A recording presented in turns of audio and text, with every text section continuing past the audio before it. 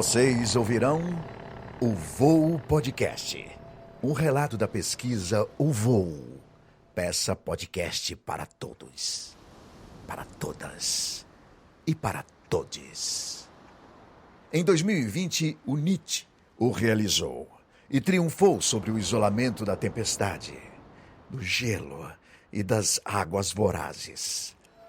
Façamos voos no texto de Bertolt Brecht, através das músicas, poemas e reflexões, aqui, neste podcast do teatro. Embarquem.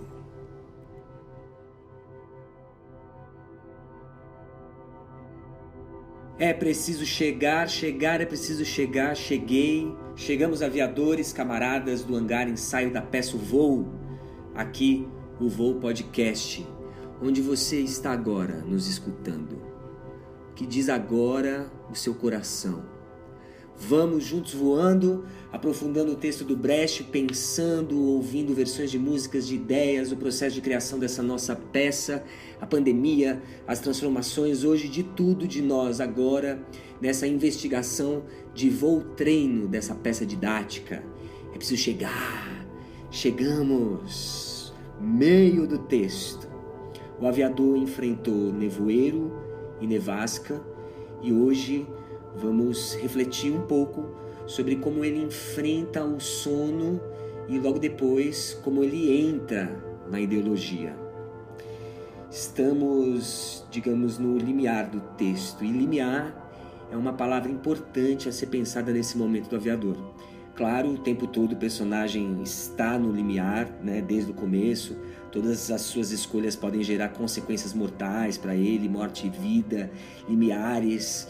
Mas pensar essa palavra limiar na cena do sono, ao meu ver, parece que reinicia um ciclo dentro da peça e do tema do personagem que até então era sobre morte e vida, ir, não ir, né? A questão do tempo, tudo que impede, e ele vai, enfrenta, sempre a possibilidade de morrer, né? Então ele sempre morre porque ele enfrenta e se transforma. Enfrentamentos, aprendizados com nevoeiro e nevasca, né, como no último capítulo, mas o sono inaugura uma nova forma de ver esse limiar dessa morte e vida entre um mundo e outro mundo fantástico e real.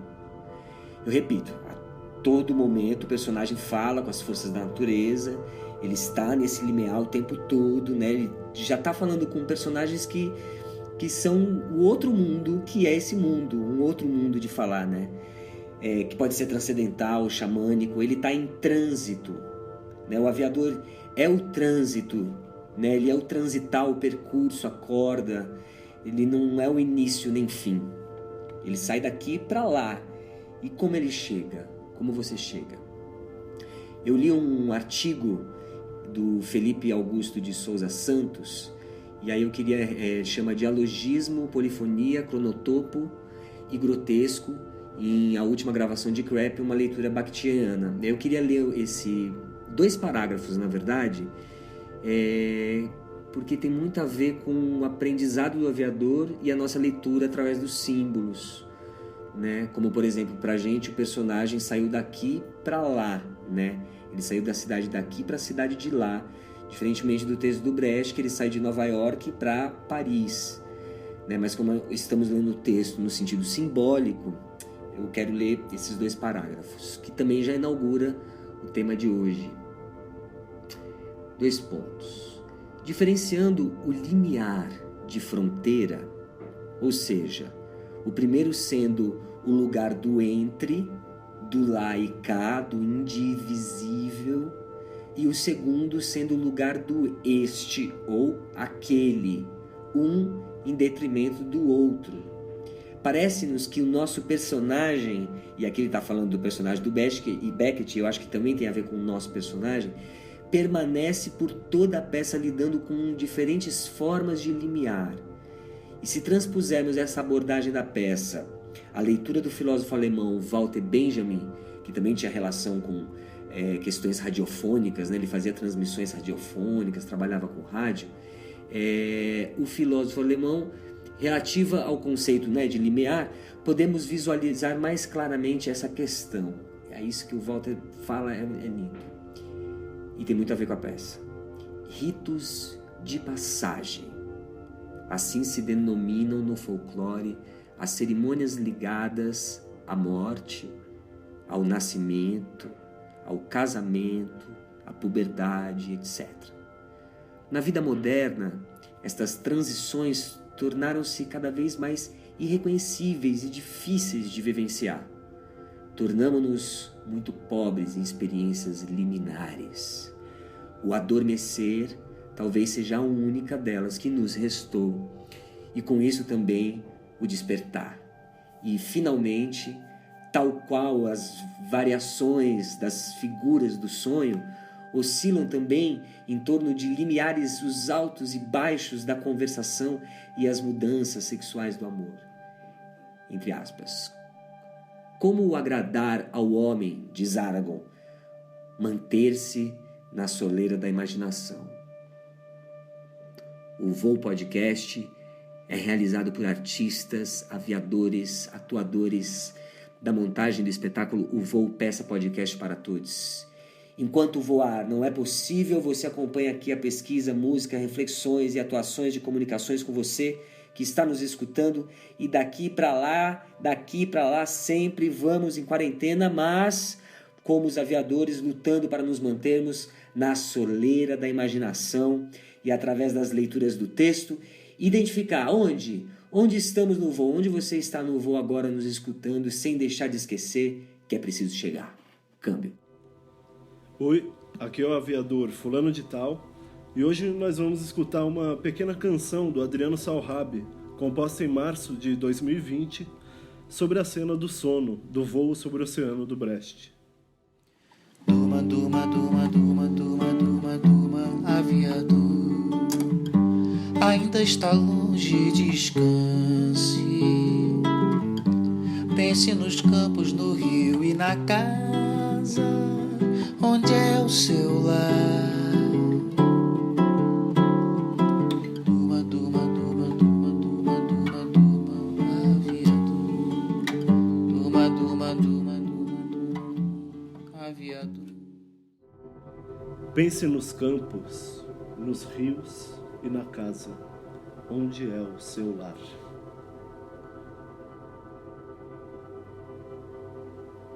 Vamos agora fazer um experimento da leitura dessa cena do Voo sobre o Oceano de Bertolt Brecht. Câmbio. 8. O sono.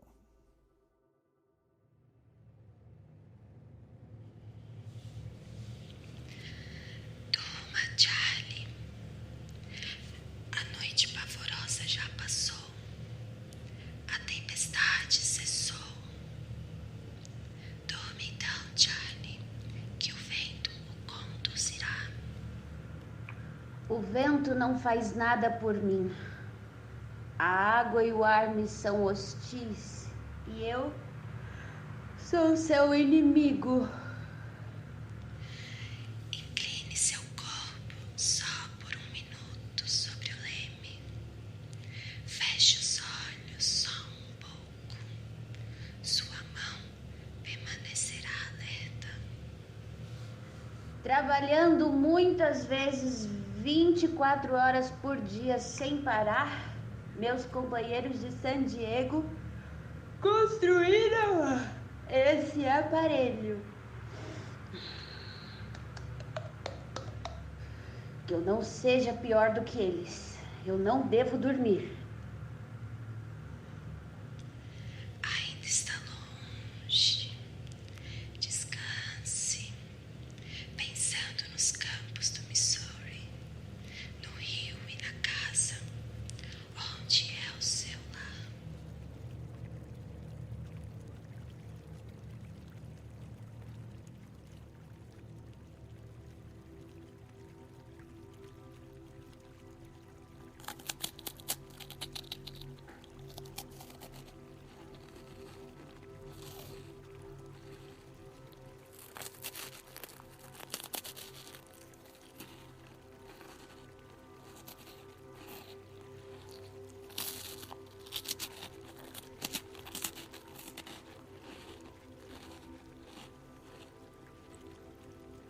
agora estamos aqui falando desse jeito. E aí eu queria perguntar aqui pro nosso aviador, por que a gente tá falando desse jeito, Gabriel? No ano de 2019, quando éramos só 3 voando nesse avião,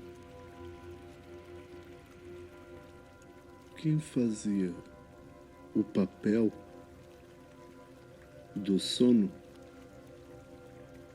lia o texto, exagerando o tempo das pausas,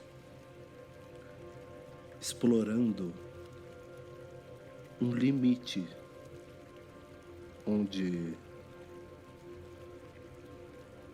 a frase quase perdesse o sentido. Mais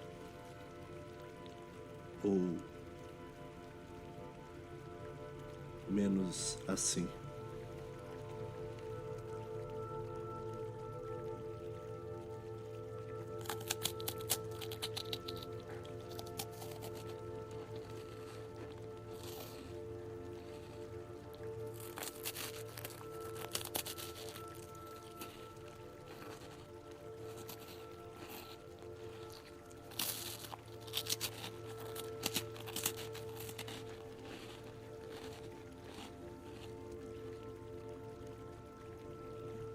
Que essa cena é uma lenha na fornalha do aviador, são os companheiros que ele relembra de novo, que construíram o aparelho. E que ele não deve ser pior do que eles, não deve dormir.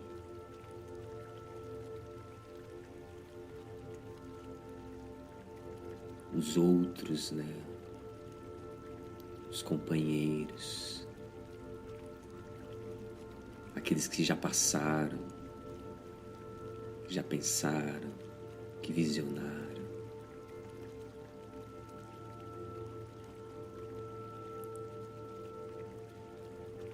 É muito importante agora pensar nos companheiros. No Zaratustra, quando ele deixa de carregar o morto, que é um artista, ele diz para o coração que ele só vai carregar o próprio corpo e que quer falar com companheiros.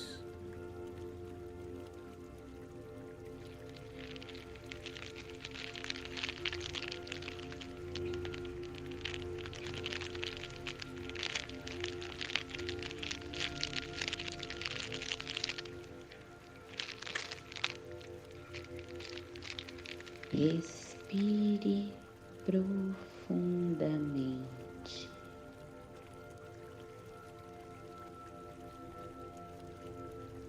Sinta o sono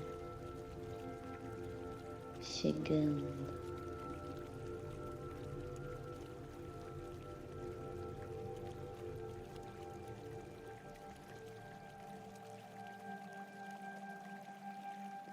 Você já parou para pensar que o que você come está diretamente relacionado ao seu sono?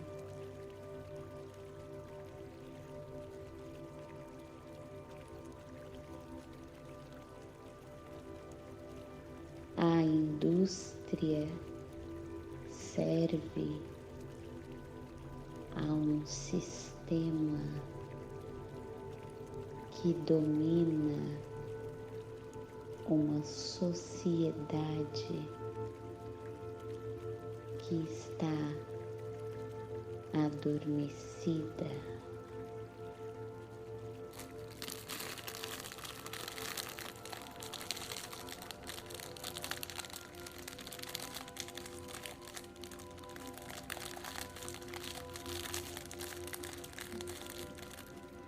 Nessa cena, o sono diz: incline seu corpo só por um minuto. Sobre o leme, feche os olhos só um pouco. Sua mão permanecerá alerta. Sempre me veio uma imagem engraçada de uma pessoa dirigindo, com o braço levantado, e se ela dormir, o braço cai e ela acorda.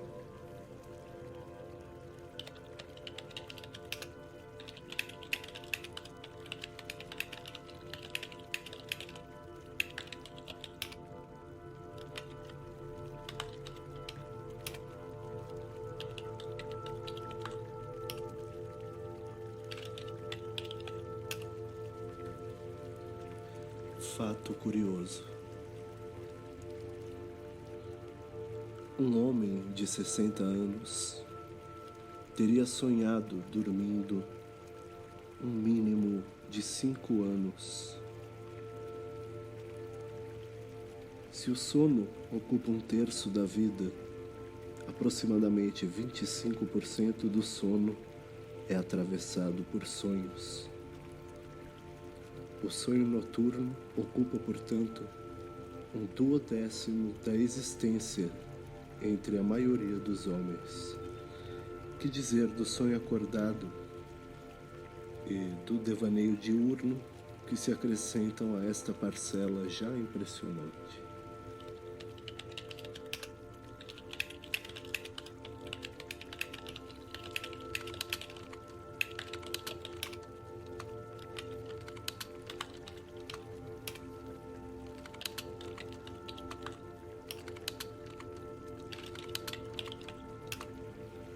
Os exemplos de sonhos são inumeráveis. Tentou-se diversas vezes classificá-los. As pesquisas analíticas, etnológicas e parapsicológicas dividiram os sonhos noturnos para facilitar o estudo em um certo número de categorias. O sonho profético ou didático, aviso mais ou menos disfarçado sobre um acontecimento crítico, passado, presente ou futuro. Sua origem é frequentemente atribuída a uma força celeste. O sonho iniciatório do xamã ou do budista tibetano de Bardo Thodol, carregado de eficácia mágica e destinado a introduzir o homem no outro mundo por meio de um conhecimento e de uma viagem imaginários. O sonho telepático, que estabelece comunicação com o pensamento e os sentimentos de pessoas ou de grupos distantes. O sonho visionário, que transporta ao que Corban chama de o mundo das imagens e que pressupõe no ser humano, num certo nível de consciência, poderes que nossa civilização ocidental talvez tenha atrofiado ou paralisado. O sonho pressentimento, que pressente e privilegia uma possibilidade entre mil. O sonho mitológico, que reproduz algum grande arquétipo e reflete a uma angústia fundamental e universal. O sonho é, conforme sabem, um fenômeno natural. Não é fruto de uma intenção. Não podemos explicá-lo a partir de uma psicologia que provém da consciência. Trata-se de um modo específico de funcionamento que não depende da vontade, do desejo, da intenção ou do objetivo do eu humano. É